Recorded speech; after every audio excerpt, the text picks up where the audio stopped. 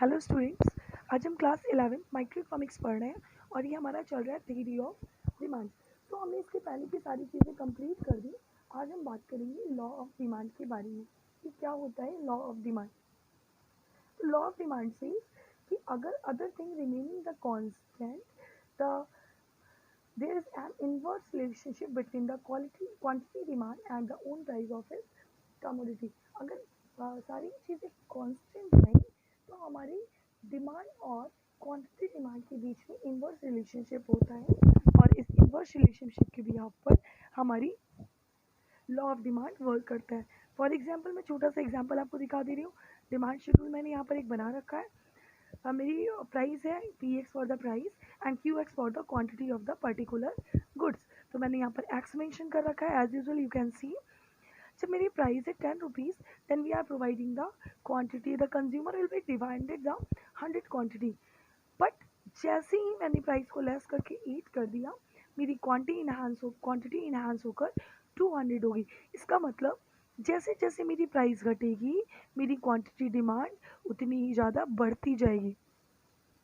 इसीलिए इसे inverse relationship कहा गया और इसी को अब हम इस ग्राफ के थ्रू देख सकते हैं। मैंने यहाँ पर ग्राफ बना रखा है। जब प्राइस मेरी 10 रुपीज़ थी तो क्वांटिटी मेरी 100 और जब मेरी प्राइस घटकर यहाँ पे प्राइस मैंने डिक्रीज़ कर दिया, प्राइस 8 आ गई, मेरी क्वांटिटी बढ़कर 200 होगी। तो डिमांड कर्व का स्लोप इसी वजह से डाउनवर्ड्स होता है। अब इसमें एजम्पशन जैसा अभी मैंने पहले कहा कि all thing remaining the constant. तो कांस्टेंट का मतलब क्या है, कौन कौन सी चीज़ों को कांस्टेंट रखना है, तो वो हमारी एजम्पशंस है। आप देख लो ध्यान से। फर्स्ट है test and preference. It means consumer का टेस्ट और प्रेफरेंस सेम होना चाहिए, वो बार बार चेंज होता नहीं जाना चाहिए, नहीं तो लॉ ऑफ डिमांड का वर्क प्रॉपर नहीं चलेगा।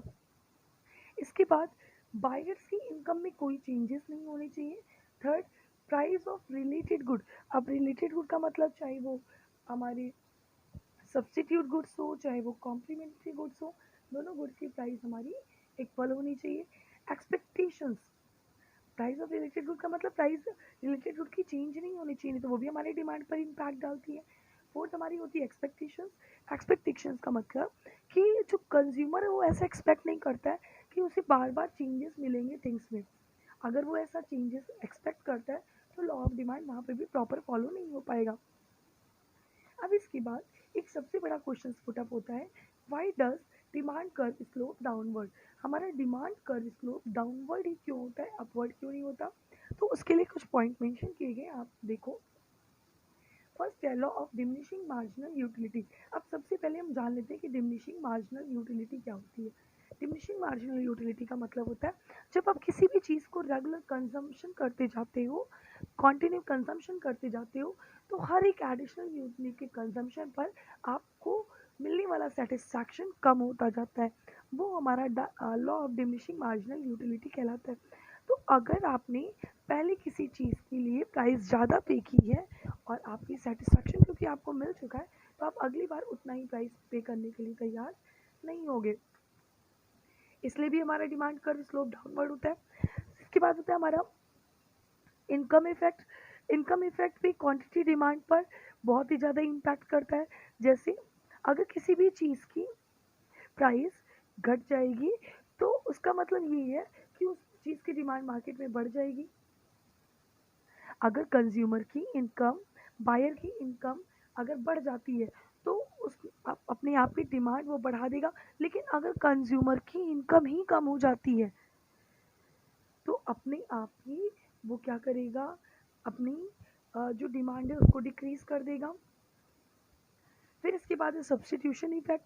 सब्सटीट्यूशन इफेक्ट का मतलब होता है कि जितनी भी सब्सटीट्यूट प्रोडक्ट है अगर वो हमारी मेन प्रोडक्ट के चीपर हो जाए, मेन प्रोडक्ट से सस्ते हो जाए, तो ऑटोमेटिकली डिमांड कर स्लोप डाउनवर्ड होने लगेगा, डिमांड कम होने लगेगी और स्लोप। अब जैसे मैंने सब्सटीट्यूट गुड्स का चाय और कॉफ़ी का एग्जांपल लिया था कि अगर चाय का रेट 5 रुपीज़ है और कॉफ़ी का रेट भी 5 रुपीज़ है, तो चाय का रेट मैंने कांस्टेंट रखा लेकिन जो कॉफ़ी का रेट है मेरा 3 रुपीज़ हो गया, तो ऑटोमेटिकली मेरी सब्सटीट्यूशन की प्राइस के चेंजेस होने की वजह से मेरी डिमांड पर इम्पैक्ट हो जाएगा।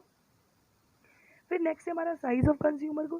फिर ये देखना होता है कि जो हमारे कंज्यूमर है जो कंज्यूमर जो यूज़ कर रहे हैं गुड्स को, कितने लोग उसको बाय कर सकते हैं, कैसे डिमांड की हमारी एक्सपैंड हो सकती है, यानी किस तरह के कंज्यूमर ग्रुप इस चीज़ को कर रहे हैं। जैसे आप अगर बेबी प्रोडक्ट्स में वर्क कर रहे हो तो उससे कौन आपको ज़्यादातर मतलब मदर्स ही इसको यूज़ कर सकेंगे। आप नॉर्मल प्रोडक्ट्स में वर्क कर रहे हो तो सारे लोग यूज़ कर पाएंगे।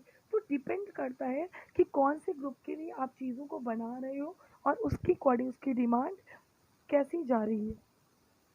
फिर नेक्स्ट है हमारा डिफरेंट यूजेस।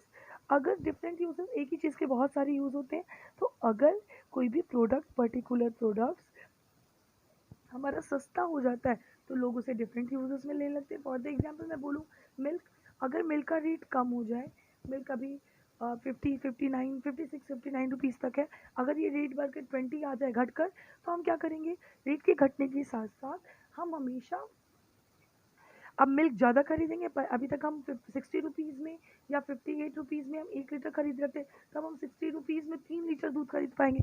और हो सकता है हम घर ही पर भी पनीर बनाना, दही बनाना and different kinds of uses को शुरू कर दें। तो these are called the different uses of the things.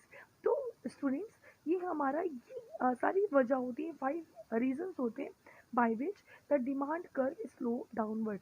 diminishing marginal utility, income effect, substitutions effect, rise of consumer goods, and different uses.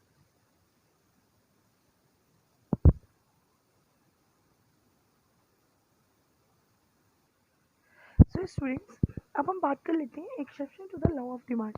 कौन कौन सी ऐसी जगह पर है जहाँ पर हमारा लॉ ऑफ डिमांड वर्क नहीं करता। तो सबसे पहले हमारा article of distinctions. Article of distinctions का मतलब कुछ चीज़ें ऐसी होती हैं जो महंगी होती हैं, उनके प्राइस बहुत हाई होते हैं और वो मार्केट में इसीलिए ज़्यादा दिखती हैं क्योंकि वो महंगी होती हैं। तो अगर मैं बात करूँ, जैसे अभी हमने पढ़ा लॉ ऑफ डिमांड में कि लॉ ऑफ डिमांड से अगर किसी भी चीज़ की प्राइस लेस होती है तो उसकी डिमांड बढ़ जाती है, और अगर प्राइस बढ़ जाएगी तो उसकी डिमांड ऑटोमेटिकली कम हो जाती है। बट आर्टिकल ऑफ डिस्टिंक्शंस में हमारी प्राइस बढ़ी हुई है, इसीलिए मार्केट में इसकी डिमांड है। सेकेंड है हमारा गिवन गुड। गिवन गुड्स का मतलब होता है हाईली इंफीरियर गुड्स, और ये दिखाता है कि जो इनकम के साथ बहुत ही ज़्यादा निगेटिव रिलेशन, यानी कि थोड़ी इनकम होने पर हम गिवन गुड्स का यूज़ करते हैं। इसका ये रिजल्ट है कि अगर कमोडिटीज़ की प्राइस घट जाती है, यानी गिवन गुड्स की अगर हमारी प्राइस घट भी जाती है तो लोग उसे ज़्यादा नहीं खरीदेंगे, बल्कि क्या करेंगे, उसी प्राइस में दूसरे दूसरे गुड्स को परचेज करना ज़्यादा पसंद करेंगे। एक बार फिर से मैं गिवन गुड्स का आप एक एग्जाम्पल लेके समझा देती हूँ। सपोज आप कोई लोकल प्रोडक्ट खरीदते हो जिसका रेट है 1500, ठीक है, सपोज मैं लोकल जीन्स की बात कर रही हूँ, या उसका रेट है 750, ले लेते हैं, 1500 बहुत ज़्यादा हो गया। एक लोकल जीन्स आपने खरीदी, उसका रेट है 750, और अब जब आपकी इनकम बढ़ रही है या नहीं भी बढ़ रही है, इस गिवन गुड की प्राइस लेस हो गई, 500 रुपीज़ आ गई। अब ऐसे सिचुएशन में आप अगर 750 का गुड्स यूज़ कर रहे हो तो आप क्या सोचोगे, I have to spend 750 rupees, और अगर मेरा हो सके पॉसिबल हो जाए तो मैं 750 रुपीज़ खर्च कर सकता हूँ या कर सकती हूँ। तो इट मीन्स अगर मुझे अब डेनिम की जीन्स 750 रुपीज़ में मिल जाए तो क्या मैं 500 रुपीज़ के गुड्स खरीदूंगी?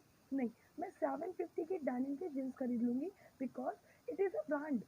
डेनिम एक ब्रांड है, आप जानते होंगे इसके बारे में। तो गिवन फूड का लॉ ऑफ डिमांड वर्क में इसकी प्राइस घटने के साथ साथ इसकी डिमांड कम हो जाती है, क्योंकि जब प्राइस आप घटाते हो, ये लो इंफीरियर गुड होते हैं, तो लोग अच्छी चीज़ों की तरफ भागने लगते हैं, इंफीरियर क्वालिटीज़ के गुड्स को यूज़ नहीं करते। इसके बाद थर्ड है हमारा इरेशनल जजमेंट। इरेशनल जजमेंट का मतलब होता है कि आप जानते होंगे, जो हमारे ऑर्गेनिक होता है प्रोडक्ट्स और नॉन ऑर्गेनिक प्रोडक्ट्स होता है, उसमें जैसे बहुत ज़्यादा डिफरेंस होता है। हमने अपनी मेंटालिटी क्योंकि सेट कर ली है, जो हमारे यहाँ के रिचर सोसाइटीज़ के लोग हैं, जो रिचर पर्सनस हैं, वो हमेशा एक मेंटालिटी सेट करते हैं कि अगर हम ऑर्गेनिक थिंग्स को यूज़ करेंगे तो वो वेरी हाई क्वालिटीज़ के हैं और वो शायद अच्छा है, वो हमारे स्टैंडर्ड्स को मेंटेन करता है, तो they are purchasing the goods. उसकी प्राइस चाहे जितनी महंगी होगी, बट वो उन्हीं को परचेज करेंगे। इरेशनल का मतलब जहाँ पर आप प्रोडक्ट की हाई क्वालिटी की वजह से नहीं, अपनी स्टैंडर्ड के अकॉर्डिंग प्रोडक्ट को जज करते हो, वो आपका इरेशनल जजमेंट कहलाता है। तो स्टूडेंट्स ये हो गई हमारी exception of demand and law of demand. अब हम बात करते हैं मूवमेंट अलोंग अ डिमांड कर एंड शिफ्टिंग डिमांड कर। तो सबसे हम पहले मूवमेंट्स देख लेते हैं। मूवमेंट्स का मतलब आगे बढ़ना और पीछे जाना। तो extension of and contraction of demand, ये हमारी मूवमेंट कहलाती है। जैसे सबसे पहले हमारी एक्सटेंशन, आप देख लो एक्सटेंशन और कॉन्ट्रैक्शन दोनों ही चीज़ें आपको हमेशा प्राइस के टर्म में, एक शेड्यूल के टर्म में इजीली समझ आती है। मोमेंट का मतलब, अब देखिए मोमेंटम कैसे होगा, ये मैंने यहाँ पर एक शेड्यूल बनाया जहाँ पे P X is equal to price and Q X is equal to quantity. Price मेरी 5 है और क्वांटिटी है 1, लेकिन प्राइस लेस हो गई 1 हो गई और मेरी क्वांटिटी बढ़कर 5 हो गई।